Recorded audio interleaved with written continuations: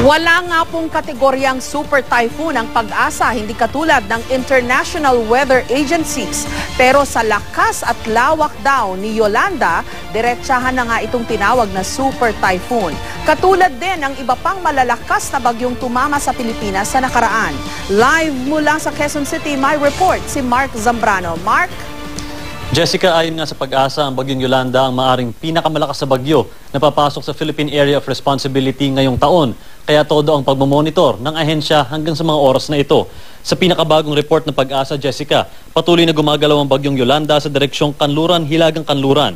At sa storm track nito, maaring maglandfall sa Eastern Visayas ang bagyo sa Biyernes sa pagitan ng alas 12 ng tanghali at alas 3 ng hapon. Sa ngayon, Jessica, may maximum sustained winds na 175 km per hour ang bagyong Yolanda. Pero ayon sa Pag-asa, maaari pa itong lumakas habang nasa ibabaw ng karagatan.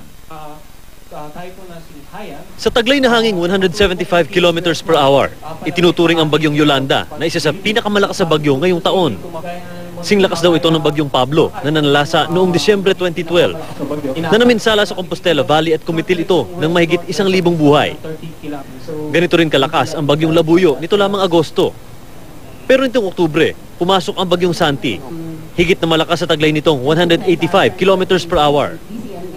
Sabi ng Pag-asa, maaring lumakas pa ang bagyong Yolanda kapag dumaan sa ibabaw ng karagatan. Ang bagyong Yolanda ang ika-24 na bagyong papasok sa Philippine Area of Responsibility ngayong taon. At dahil sa lakas at bilis nito, maaari itong maging super typhoon kung hindi malulusaw paglapit ng kalupaan. Pero ano nga ba mga katangian ng isang super typhoon? I see two typhoons na umabot po ng more than 215 kilometers per hour. The one being Typhoon Ilyang on October 11 to 16, 1998. And the other one po is itong bagyong si Juan na umabot naman po ng 225 kilometers per hour ang maximum wind. And that was October 15 to 21, 2010. Dalawang super typhoon na daw ang naminsala sa bansa ayon sa Pag-asa. Si Ilyang noong October 1998 kung saan nagdulot ng 5.37 bilyong pisong pinsala sa agrikultura at infrastruktura. 46 na katao rin ang namatay. October 2010 naman ang manalasa ang Super Typhoon 1 na nag-iwan ng 11.53 billion pesos na halaga ng pinsala sa mga ari-arian at infrastruktura. 31 tao ang namatay. Kapag tuluyang lumakas, maaaring itaas ng Pag-asa ang Typhoon Signal Number 4. Tanging ang bagyong Odette lamang ang umabot ng Signal Number 4 ngayong taon. Yung intensity na 185 katulad ng sinabi ko kanina ay sobrang lakas na ito. Baka halos wala nang matirang puno dun sa lugar. If ever na ganong kataas yung itataas nating signal. Paliwanag ng Pag-asa, normal daw na sa second half ng bawat taon ay mas maraming tumatama na bagyo sa bansa. Jessica, ayon sa Pag-asa na magdadagdag na rin sila ng panibagong gale warning sa eastern seaboard ng bansa simula bukas ng umaga at pinapayuhan nila ang lahat na tumutok sa balita para sa karagdagang updates tungkol sa bagyong Yolanda. Jessica? Okay, Mark, dun sa satellite picture ng bagyong Yolanda, no, kung yung specs nito ang i-consider natin sa pag-interpret ng bagyo, ang laki nung area, no? Laki nung coverage nito. Yun nga ang binabantayan nila, Jessica, no? Dahil ayon nga sa kanila, habang nasa ibabaw ito ng karagatan, posible itong lumaki at lumakas. Dahil yung tubig nga yung nasa ilalim at dahil nga may tubig sa ilalim, ayon sa Pag-asa, yung variations ng temperature ang maaring magpalaki dito sa bagyo. Pero once daw na lumapit ito sa land at maglandfall na, ay tatama na ito sa ibang mga land structures tulad ng mga bundok at posibleng humina ito. Pero as of now, Jessica, ay umaasa pa rin or rather binabantayan pa rin ng Pag-asa itong bagyo dahil posibleng nga lumakas ito habang nasa ibabaw ng karagatan. Okay. Mark, nung isang araw, nag-hesitate ang Pag-asa na tawagin itong super typhoon. Pero ngayon, diretsahan na nga nilang tinawag na super typhoon.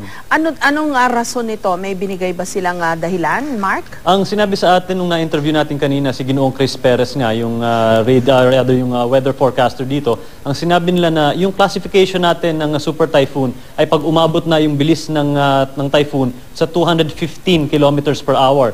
Pero mukhang dahil nga doon sa binanggit mong lawak at lakas itong bagyong Yolanda, 210 kilometers per hour pa lang ay i-classify na nila as a super typhoon. So siguro dahil nga doon sa size at sa lawak nitong bagyo na to at parang na rin manigurado tayo at magkaroon ng pagkakataon na maghanda, ay kinlasify na nila ito bilang isang super typhoon, Jessica. Okay, at expected kasi ito na mag-iipon pa ng lakas dahil nasa tubig pa lang, no? Mark, so 215 ngayon ang kategorya ng pag-asa for a super typhoon. Pagdadaanin natin sa signal number 4 na ito ngayon, tama ba? Tama yun, Jessica. Pero nung tinanong natin sila kanina kung pagpasok ba ng Philippine Area of Responsibility ay automaticong signal number 4 na, ang sabi ng Pag-asa, hindi. Pag pumasok ito sa Philippine Area of Responsibility, as of history na binabantayan nila, automaticong signal number 1 muna itong bagyong Yolanda. Pero habang lumalapit ito at posibleng kung lumakas nga, Jessica, saka na lang bibigyan ng advanced levels kung tataas ba ng signal number 2 and onwards itong si bagyong Yolanda. Okay, pero ulitin lang po natin dun sa mga nanonood at nakikinig sa atin ngayon. Sabi ni Mang Tani, Mark, pagka signal number 1 pa lang daw, dapat talaga nakapaghanda ka na. Kasi mabilis na raw, posible raw na maging mabilis ang paglakas pa nito. And baka wala maubusan ng oras ng paghanda. Tama yun, Jessica. Paghahanda nga, dapat I am ready palagi tayo. Dahil kahit nga signal number 1, ibang klase kasing classification nito ng bagyo, no? Hindi ito yung mga tulad ng mga naranasan natin nitong nakaraang taon, na tulad nga ng binanggit ko kanina, nakakaroon na tayo ng 24 na bagyo na pumasok sa Philippine Area of Responsibility. Pero ibang-iba itong bagyong Yolanda dahil nga sa lawak at lakas na taglay nito, Jessica. Maraming salamat sa iyo, Mark Zambrano.